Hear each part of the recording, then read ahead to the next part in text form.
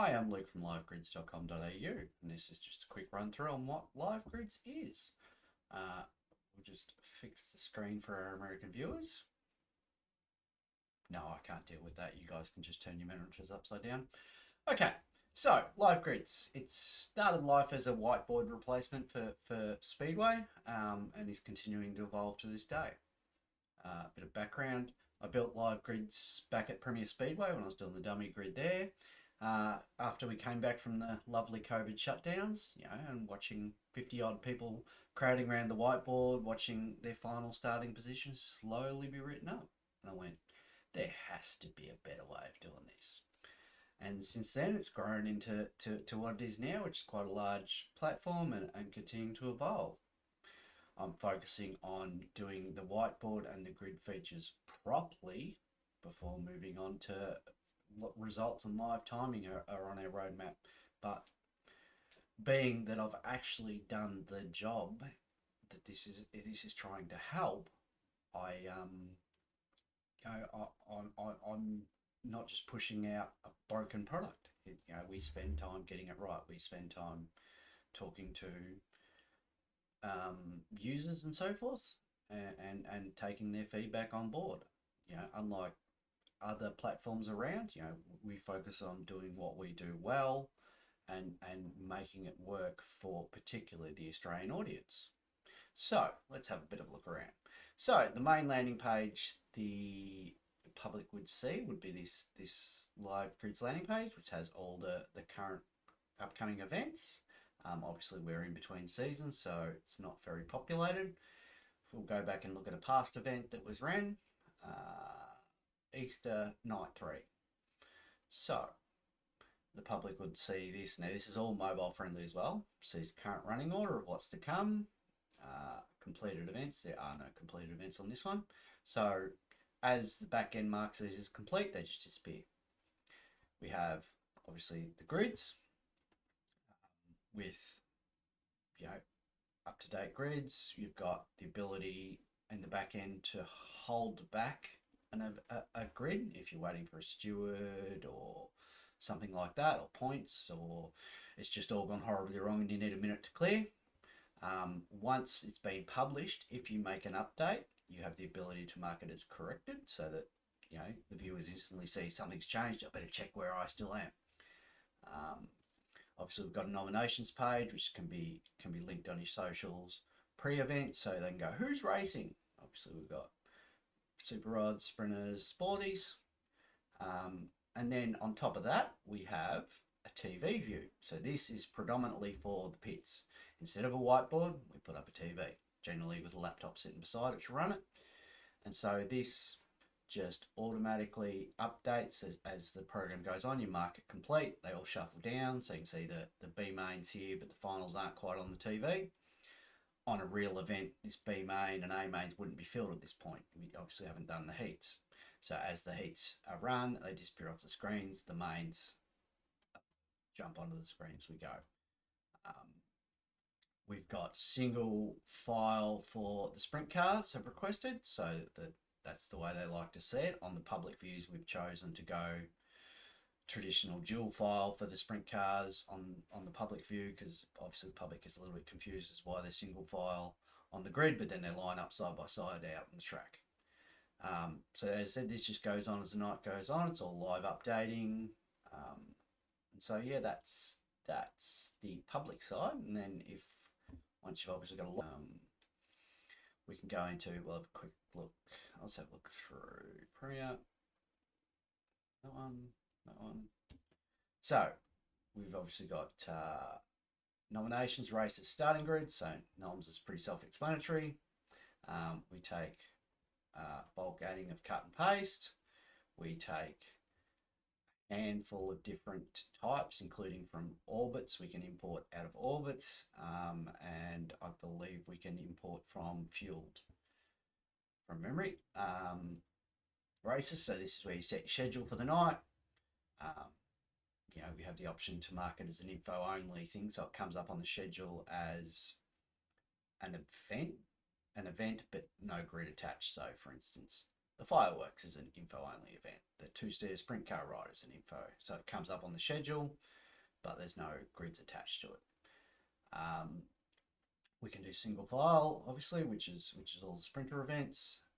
As the night goes on, we go complete, complete, complete as they roll out and they disappear off the screen. If, oh shit, it's raining, we need to get the rods out. Cool, drag and drop the rods, save, and away we go. We can obviously delete events, so forth. We can quickly add one and then drag it up into, oh, we need something. So that's, you know, as it's built to be dynamic as the race night goes on. You know, it's not, you get your paper printout and then go, oh, it's raining, we need to get the street stocks out or the super rods out. Now you got to try and communicate that, oh, by the way, we scratched the B main, or, you know, that's very easily done where you couldn't traditionally do that with paper. Onto the starting grids, the meat and potatoes. So obviously this is all pre-filled. So we've got, obviously it's corrected grid. So we can also, oops, I made a mistake. He's meant to be the other way around. You can drag and drop and save. You can go Jack Jordan blew his motor. Righto, delete, clear him, and everybody else moves up. Simple as that, which is obviously crisscross on the public view. We can save, and there is obviously all this. The finals are pre-filled because this was a race, but you know, you can drag and drop this from an Excel spreadsheet or Orbits or something like that. We have printout, so let's go all classes, print, and you'll get something like this, which you can hand out to the people who love paper ones. You know who you are. We obviously can export, and so that's the crux of the back end. That's the crux of the back end, and obviously in here we've got venue management to add events and that sort of stuff. Right, so this is the dummy grid mobile or tablet view. Obviously, once you're logged in, this is what you would see. You pick the current event you want to use. If you have authorization to edit that event. So we'll go look at the Premier. So as if we flick to completed view, we can see obviously some events have been completed elsewhere. We can complete as they roll out the gate. We can, oh crap, need the street stocks up. Bang, save, drag and drop. Oop, edit, drag and drop, save. Righto, that's that part. Then we go to the grids. So now it says info only. There's no grid for obviously the two-seater. There's only one two-seater out there. Let's move along to somewhere like here. Righto, sports sedan's coming out. Right, he's there, he's there, he's there. Oh, we hold. He blew his engine. Let's mark that as scratched. He's run up. We need 2 minutes. No problem. 2 minutes. Now you've got a 2-minute timer arrives. Now, the other thing we should mention with this is if you have a second tablet in the steward's tower, they are seeing all these updates happen in real time. So the stewards know what's going on and they can be the ones to go start the timer. Stop the timer, obviously. Oh, he's here. Cool. Cancel the request. He's here. Oh, we got the engine going. He's here too. This is, and then, yep, he's here. They roll out the gate. Complete. Next one. And if we were in auto mode, it would keep rolling along with us. So this is something we're really proud of that will really work at the dummy grid, and once again is dynamic for stuff. Now, obviously you can't change order at the dummy grid, but that's not traditionally done there. That's done in the steward's tower, and the timing guys go, you know, Ian Madison blew his engine, we'll move it up for you, and obviously the changes will be reflected here. But this is, instead of the pen and paper going, he's here, he's here, he's here. Who was that asked for 2 minutes? We can now go bang, 2 minutes.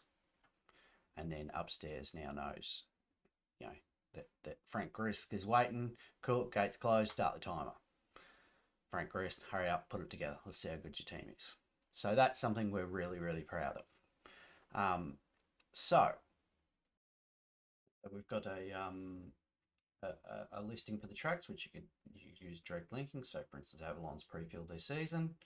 Got all their events. We can jump to an event if we wanted to look at it. Obviously, there's nothing there because we haven't got any nominations yet.